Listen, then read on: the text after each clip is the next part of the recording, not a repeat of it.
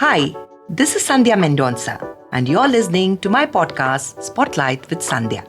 Writers, scientists, artists, business leaders, politicians, you will find them and many other engaging people right here talking about what they do and how it impacts the world. There are a few people who astonish me, not only because of what they do, but how they do it. The guest on today's show is architect and urban designer Naresh Narasimhan. Of late, people have been waxing eloquent about the good old days of Bangalore. I am a Bangalorean, born and bred, a daughter of the soil. And one of the reasons that I like Naresh is that he's an enthusiastic and active advocate of all things Bangalore or Bengaluru. Naresh, as a professional architect, what are the buildings in Bangalore that you're proud to have designed? Well, quite a few, but among the more important ones would be the National Gallery of Modern Art. My father, Mr. P.K. Venkatramanan, who did the Raman Research Institute, many other buildings. But curiously, what I've been known for recently is not a building at all. It was the revamp of Church Street.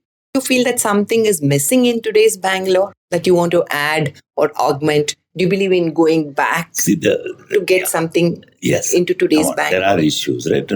Mobility is definitely an issue, and it's starting to get rather crowded. The city itself, the density is starting to approach optimal limits. Beyond this, there is simply no more place. The number of vehicles are almost 1:1, which is the one vehicle per population, which is the worst ratio in the whole world. Yeah, mobility is certainly Bangalore's biggest problem. It is the worst ratio in the whole world. It should be 1:40 or 1:50.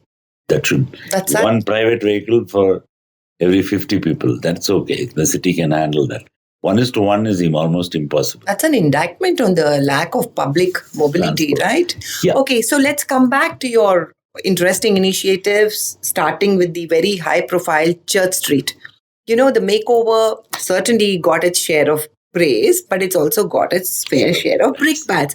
One of the most popular streets, it had become a stinking garbage dump with all the restaurants and pubs and stores and offices, littering the place.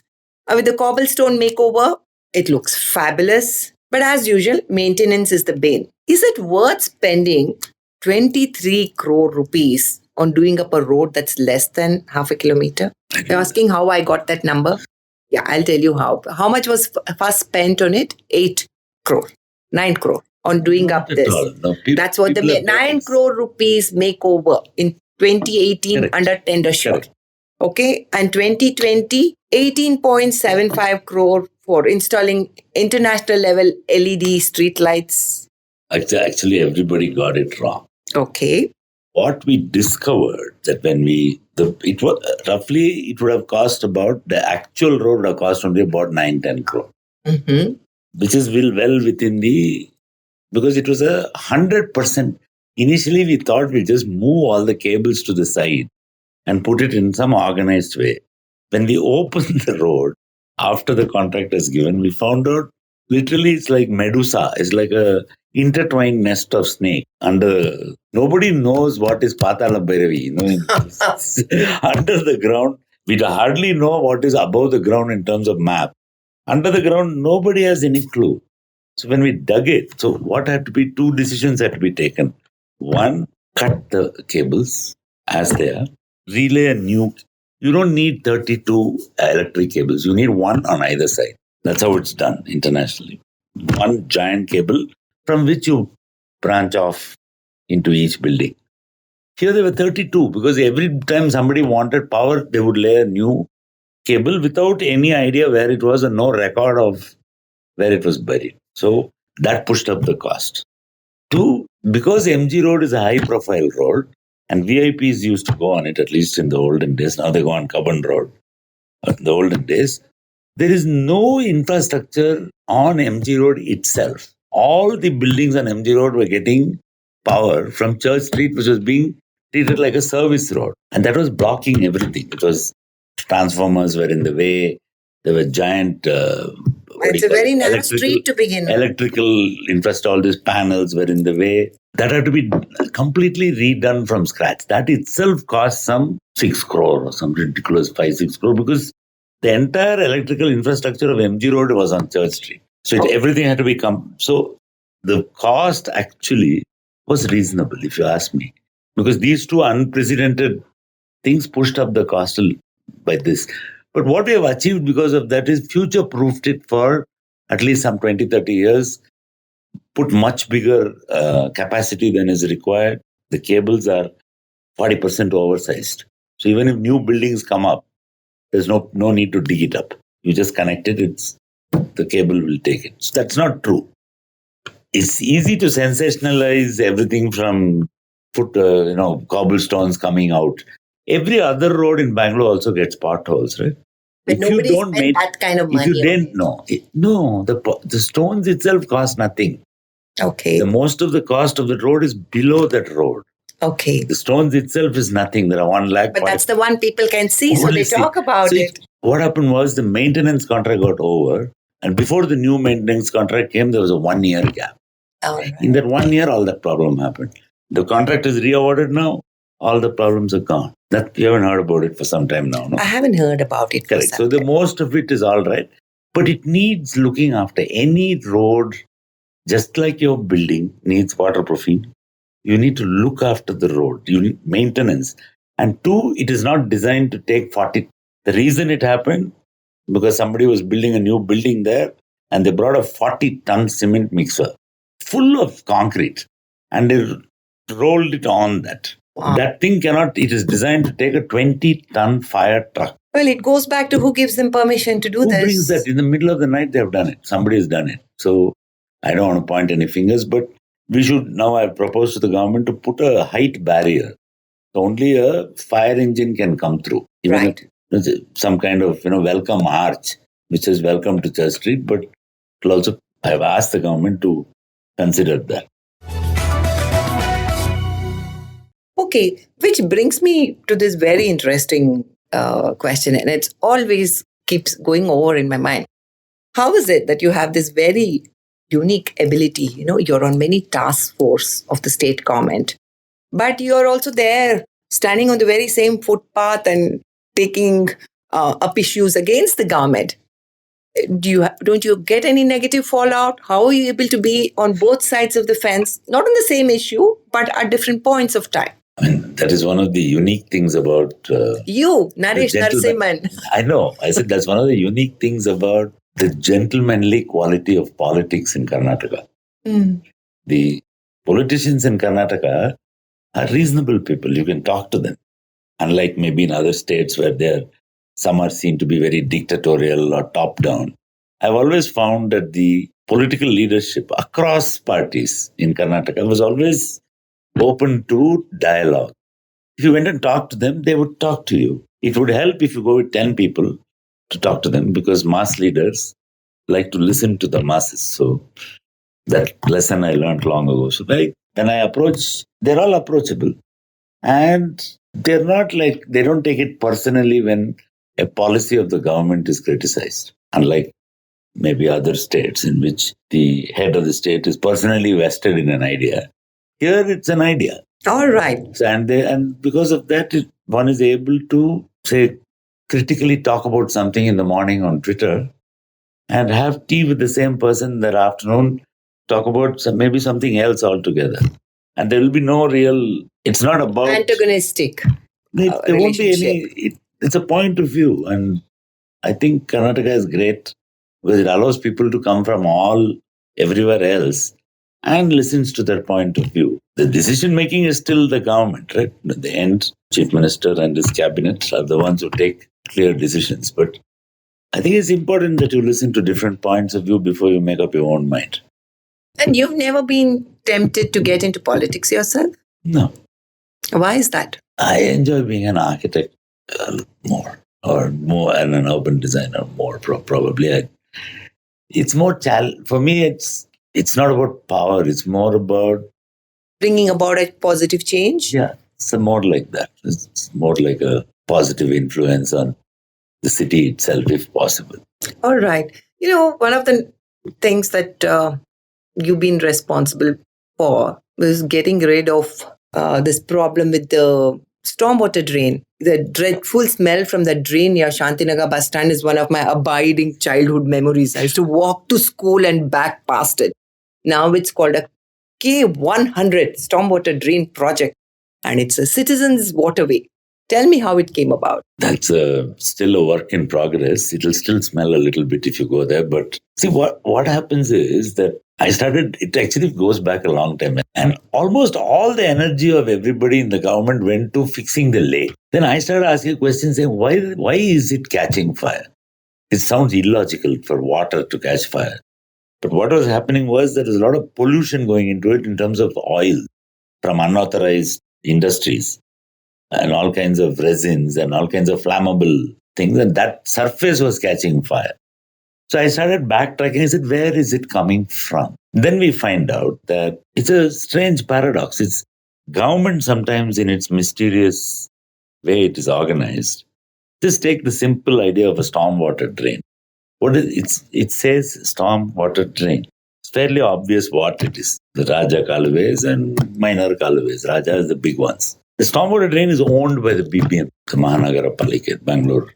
The sewage is the product of an inefficient sewage system and is technically owned by the BWSS. Right. So they are using a BBMP asset without paying for it. Because if the sewage is flowing in the drain itself goes and ends in a lake, in a water body, which is owned by the minor irrigation department. So there are 3 government departments as usual working without any connection. Wait. Over all this, there is a pollution control board giving yarn on what to do.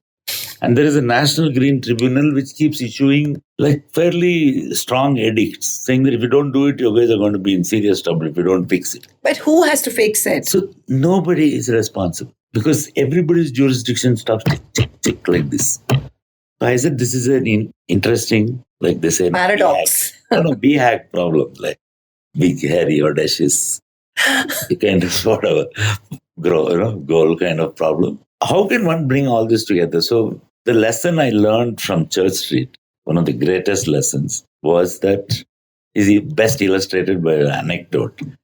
About 2 years back, just I think after that first COVID tamasha, I had gone there on Church Street and near that Empire restaurant, these 3 Paura Karmikas were sitting there. There are 3 of them, 3 ladies who control that street. Okay, they are the bosses of that area. And when we did the street, we made friends with everyone. So, because that is the point where it will fail. Right. Things are not looked after. So we made friends with all the shopkeepers, all the Paura Karmikas, including the rag pickers. Everybody was roped into it at that time. And these 3 ladies, they're all sitting there and chewing pan at 10 o'clock on a working day, on a Monday or Tuesday. So I said, hey, Nama, no work or what? Kelsa alva type of thing. Chilling out. She's saying, Aitu, sir. I said, by 10 o'clock you finished sweeping the whole street. She's saying, yeah, nobody throws garbage anymore. Paura Kamikas told you that nobody's throwing garbage and their work is getting over pretty fast. Wow. So what is the lesson to learn? If you bring the public into public infrastructure, it will almost look after itself. People will look after it. And people will get angry with you if you litter. Right. The second lesson to learn is if you move from a grey infrastructure to a green infrastructure, you remove that dullness of it and put like an environment with green in it, people will start using it. Okay. So then I said, let's look at this. And that time there was a government initiative there was an NGT order also saying that do something about it. There was a judgment of the High Court also saying this can't go on. This rampant sewage flow into. So I shifted the attention from only the lake, saying that let's fix the input into the lake. Okay. After some time, all the kachara in that lake already will pump it out. We'll push it downstream now.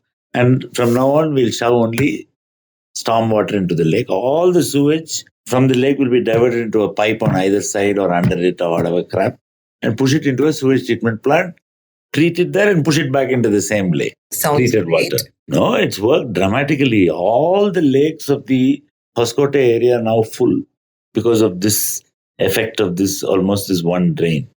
The sewage treatment plant there is pushing 100 million liters of water into the lakes of all that lakes in that Kolar district are getting filled, which hasn't been filled for 10 years. Fantastic. But you say it's still. So then it turned out to be a much more complicated problem than just using some maxims to do it.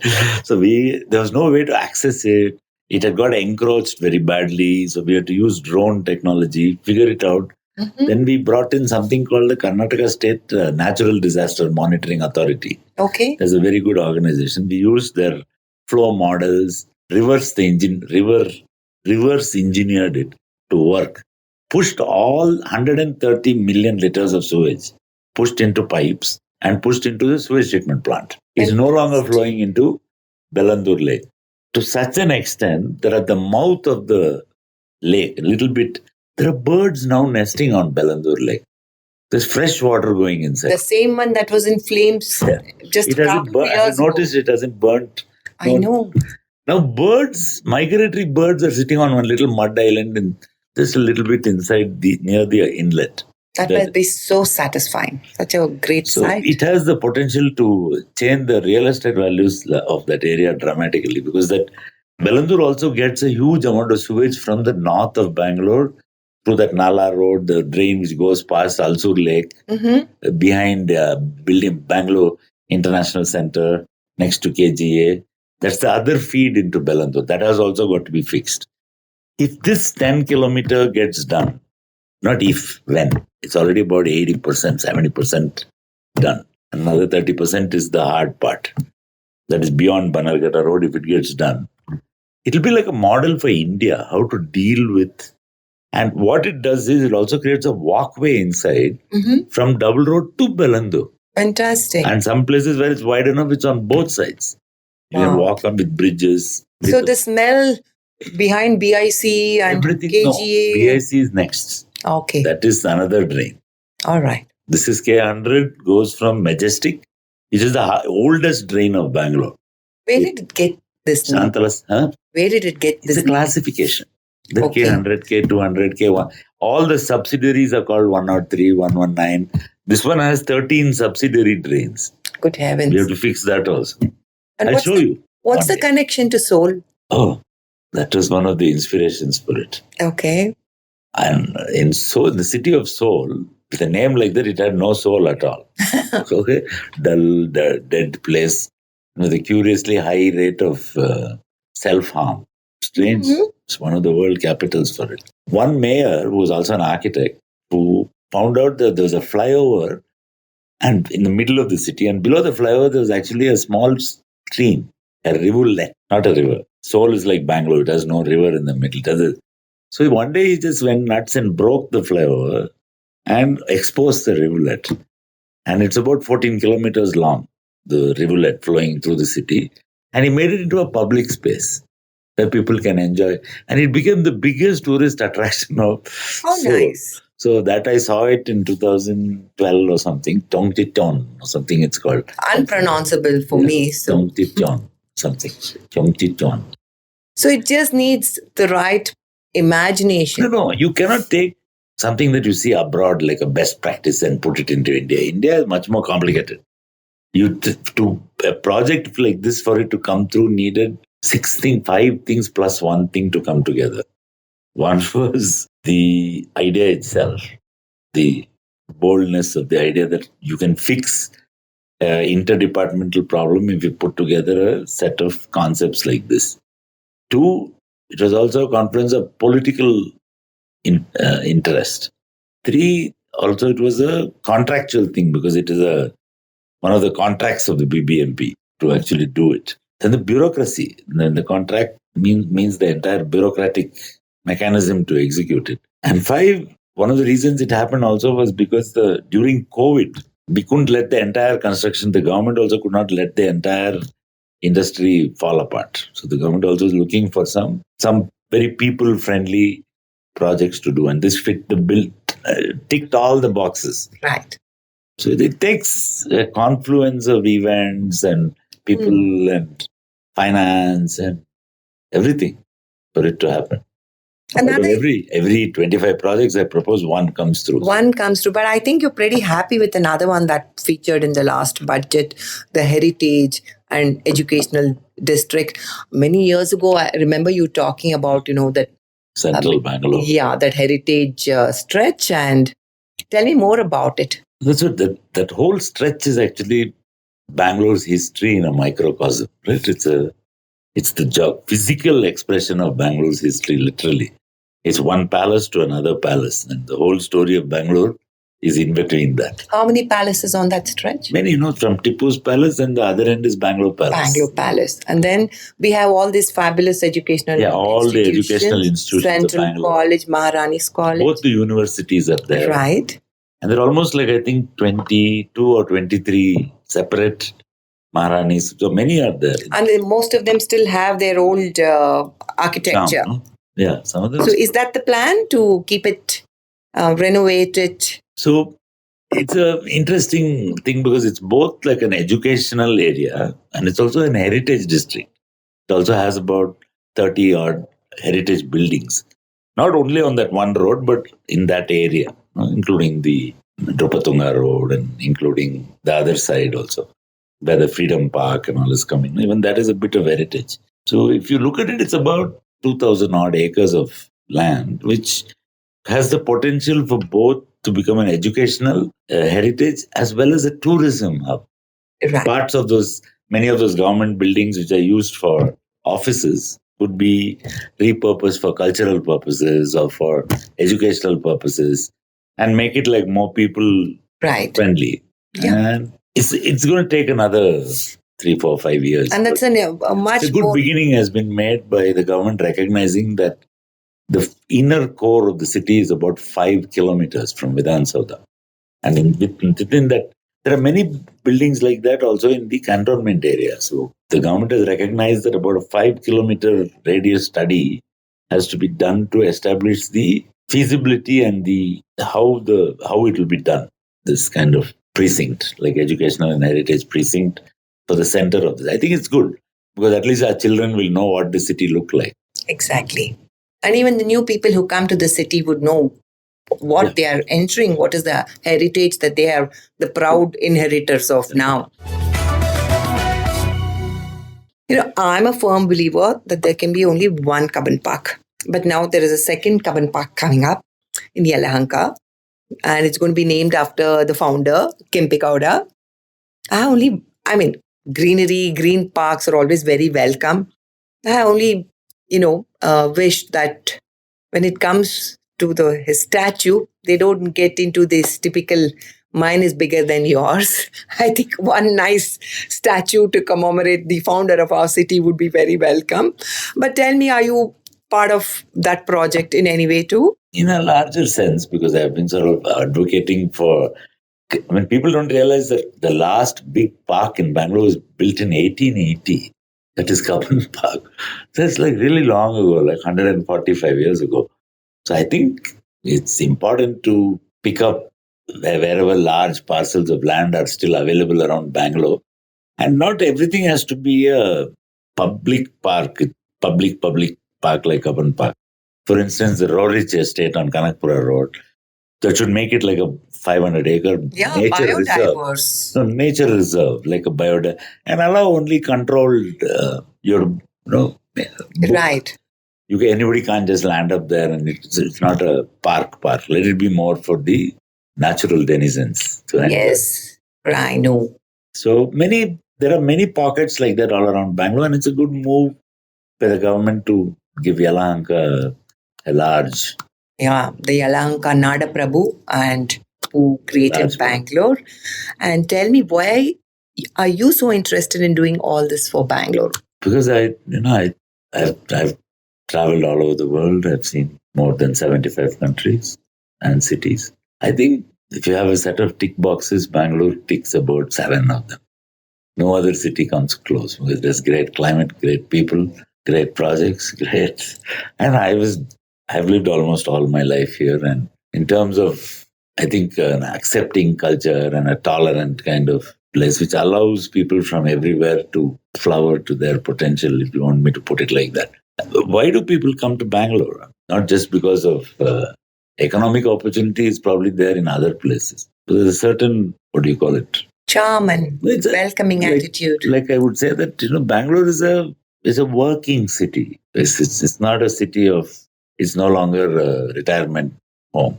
It used to be that long ago, but now I think and we're not really in some sense. We are also not a very. It's a city of new ideas. All the new ideas that change India originate in Bangalore.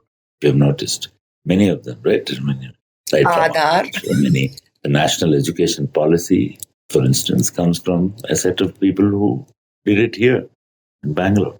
Professor Sridhar and many others. So many other things like we go to Mars from Bangalore. Remember? So there are multiple things like that. So for all those reasons, and also not to, of course, never to discount the climate. Yes. And most of that, see, already as of today, summer is officially over. It's raining outside slightly. So And the sight of the flowers in bloom. Yeah. Oh my God. we have a very forgiving summer in Bangalore, to put it mildly. And the rest of the time, you can spend out almost about 300 days a year you can spend outside with light clothing. I think that's also important, right? Quality of life. No, so my interest, and to circle back to what you're saying, is I do all this because I think livability in the city should be the big metric. And livability consists of things which can be made into metrics in terms of air quality, water quality, mobility quality. The one thing we are very good in Bangalore is telecom quality. The bandwidth is incredible. With 5G, it's gone berserk. That's one thing we are perfect at India. Anything virtual, we're very good. Anything physical, it's a little bit difficulty. Your latest passion project is a book on Bangalore. Naresh, can you tell me something more about it? In my journey through Bangalore's heritage, I had come across a fantastic book called Bangalore Through the Centuries, written by Mr. Fazlul Hassan, who was a official in the BBMP at that time, and who had assembled a fantastic bibliography and a historiography and written this lovely book, which was last published in 1970, or more than 50 years ago. I thought it would be a great idea. It's a collector's edition. The original first edition is now valued at more than 10,000 rupees a copy, if you have managed to get one. So we met his son and his family, and they have given us the rights to publish it. We have a foundation called the Mod Foundation, as well as a publishing arm called Metaform, which is going to republish this book by the end of June or so. We're all looking forward to that. Thank you. So I hope you will continue with doing your best to make the physical infrastructure better in Bangalore. Thank you, Naresh, for joining this podcast. And to our listeners, I hope you enjoyed this episode of Spotlight with Sandhya as much as I did. Do subscribe to the podcast. I would love to hear from you. Thank you. The links are in the bio. I'll be back soon with another interesting guest. Until then, take care.